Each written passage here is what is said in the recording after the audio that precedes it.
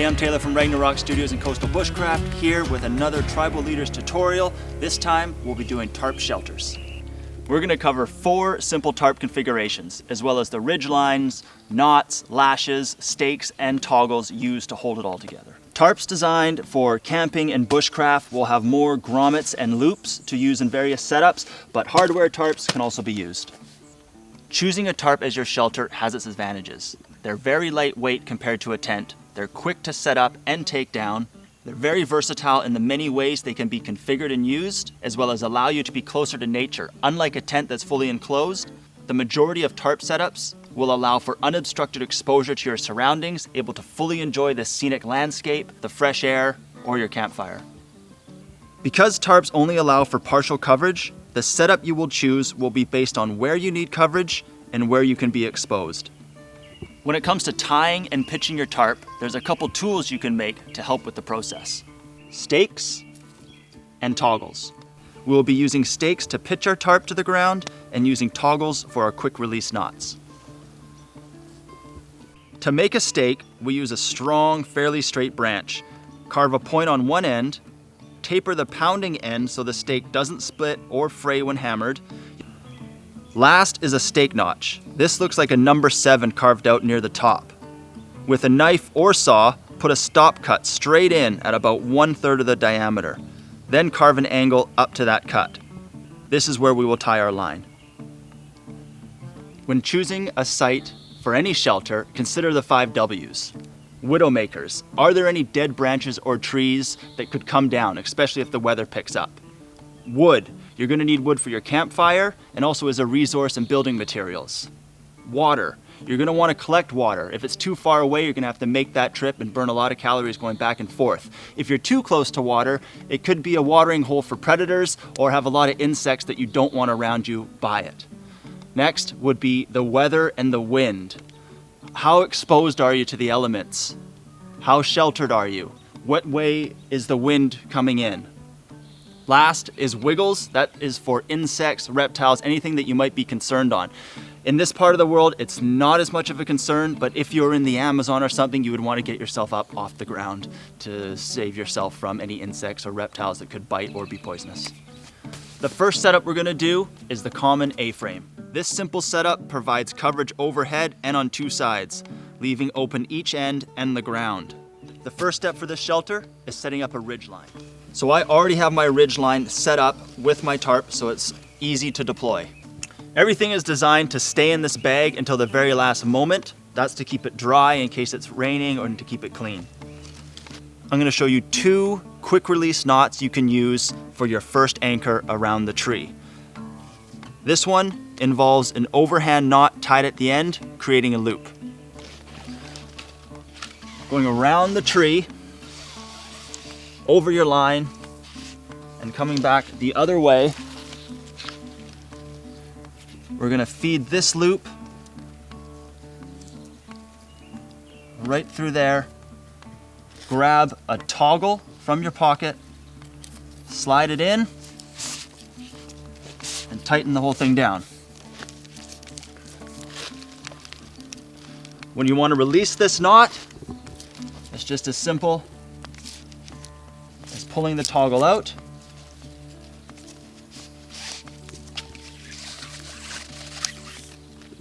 and undoing it. The second option for anchoring, wrap around the tree,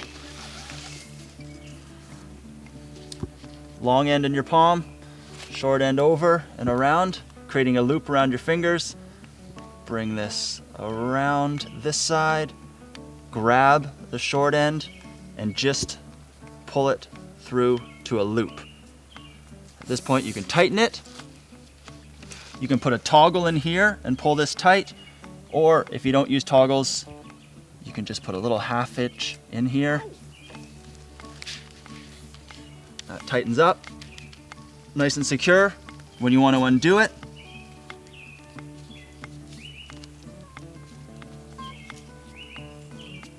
undo your half hitch,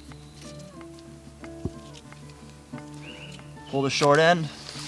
Now I'm going to walk my ridge line over to the next tree, which will be the second anchor point for this ridge line. For the second quick release knot that we're going to anchor to this tree, we're going to come around, keeping tension. Again, like the first knot, over top your ridge line, back the other way. When you come over top, stick your fingers through, give a twist, and then grab the short end and bring it through, again leaving a loop. Here you can insert your toggle from your pocket.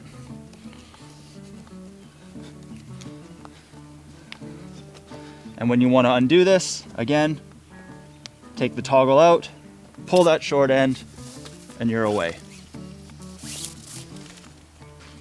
Now I can take my tarp out of my bag.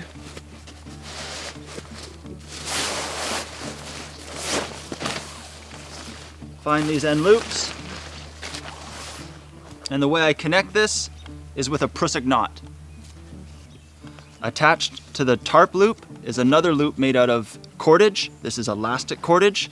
I'm gonna bring this to my prusik knot that I already have on my ridge line. I'm gonna feed it through and toggle it. This is gonna keep it anchored. To make a prusik knot, get about a foot of cordage, tie an overhand knot, creating a loop. To tie the prusik knot, I'm going to put it over my ridge line, and I'm going to wrap this knotted end through the loop. There's around once, around twice. We're going to do it 3 times, and then pull it down. When it's finished, it should look like that. The way the prusik knot functions is that when moved from the wrapping, it slides very easily along the other rope, but when pulled from the loop, it bites on itself and anchors. Now I can adjust where I want my tarp and it won't move. Coming along to the other side, again, I'm gonna loop through my prusik, toggle it, and now I can pull this tight and it's set up. Now we can grab our stakes and attach this to the ground. We're gonna pull out our corner. I'm gonna put the stake through the loop. To find out where I want it, I can go right to the ground like this. It's right about there. That's where now I'm gonna put my point, angling away, hammer that stake in.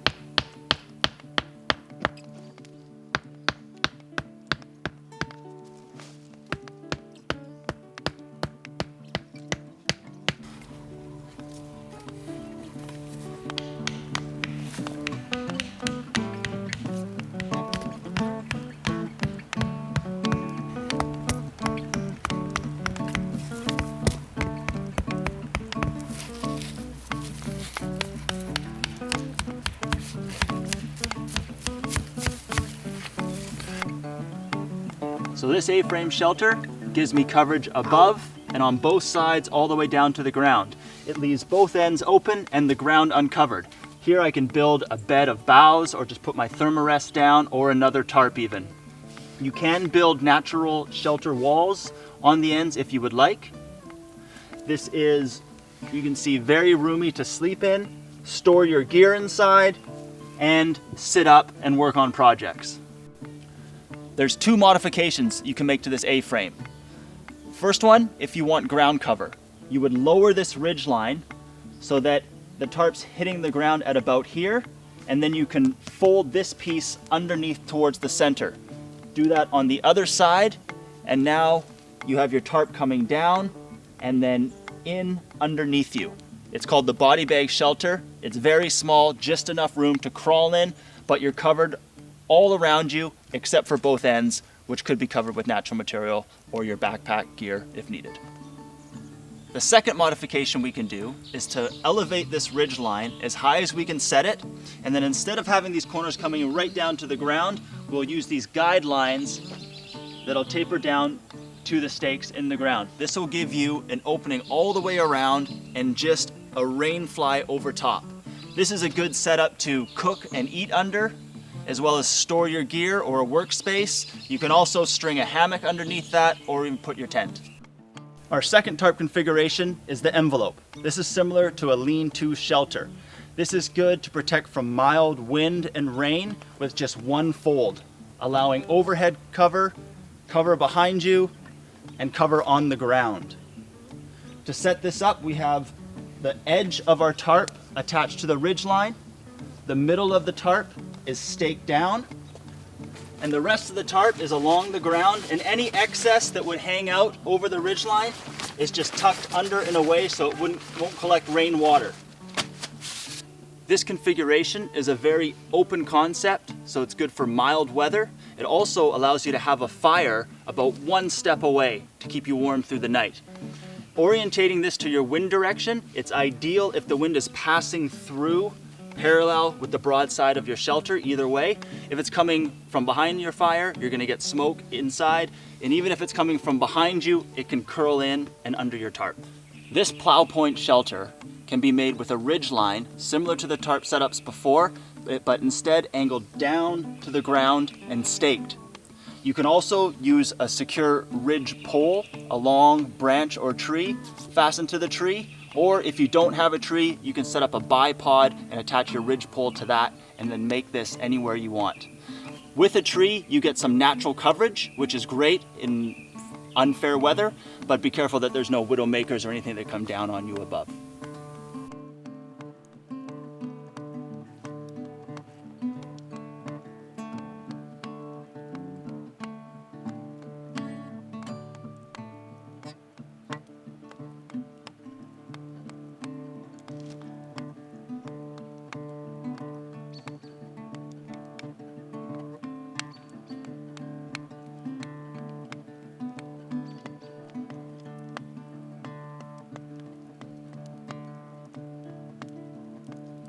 This is the second modification you can make to the plow point shelter.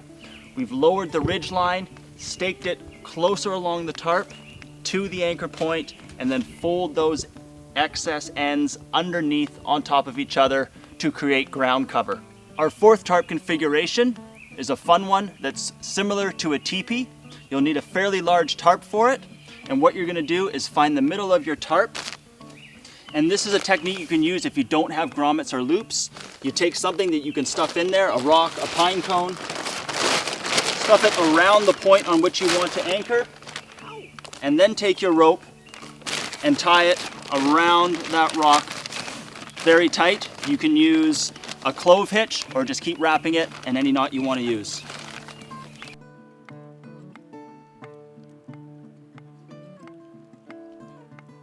Next, we're going to take the other end of this line. I tied another clove hitch to a rock, and I'm going to get this up in the air over a tree limb. You could build a really large tripod and hoist it up that way, or find or make an angled tree or branch that's coming out. Now I'm going to pull this tarp up, but no higher, so that I still want all edges of this tarp touching the ground and enough that I can put stuff on top of it to seal the edges.